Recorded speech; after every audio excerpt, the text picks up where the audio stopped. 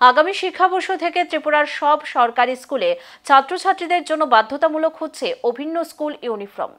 মাধ্যমিক শিক্ষা দপ্তরের সর্বশেষ নির্দেশনায় জানানো হয়েছে, বিদ্যাজ্যোতি স্কুল, পিএমশ্রী স্কুল এবং অন্যান্য সরকারি স্কুলে আলাদা হলেও অভিন্ন ধাঁচের ইউনিফর্ম চালু হবে। চলতি শিক্ষাবর্ষে পুরনো ইউনিফর্ম ব্যবহার করা যাবে না। নতুন ইউনিফর্ম সমান্তরালে চালু থাকবে। আগামী শিক্ষাবর্ষ থেকে রাজ্যের সব সরকারি স্কুলে নতুন পোশাকই বাধ্যতামূলক হবে।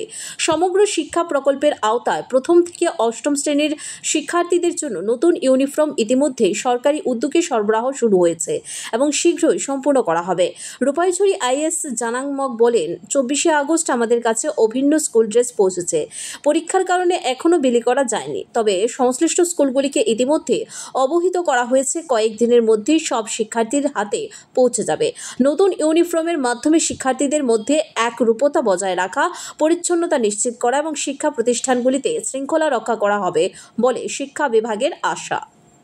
নমস্কার, আমার নাম জানাংমক আইএস, রূপাইছড়ি সাবরুম, সাউথ ত্রিপুরা।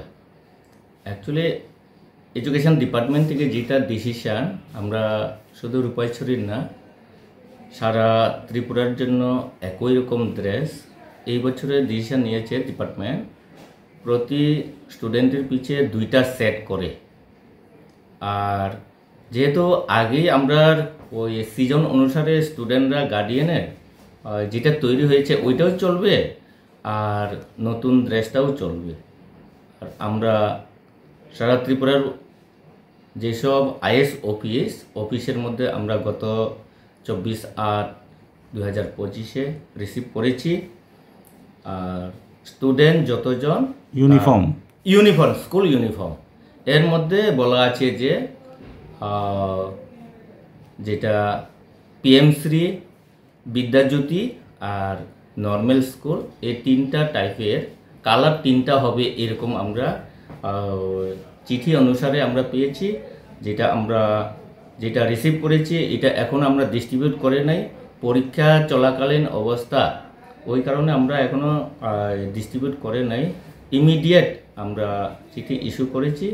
পরীক্ষার শেষের 2-1 দিন আগে আমরা যাতে করে সব স্কুলে টিচারদের হাতে তুলে দেব, টিচাররা যাতে সময় মতো স্টুডেন্টের হাতে পৌঁছে দিতে পারে, এটাই আমরা ব্যবস্থা করেছি।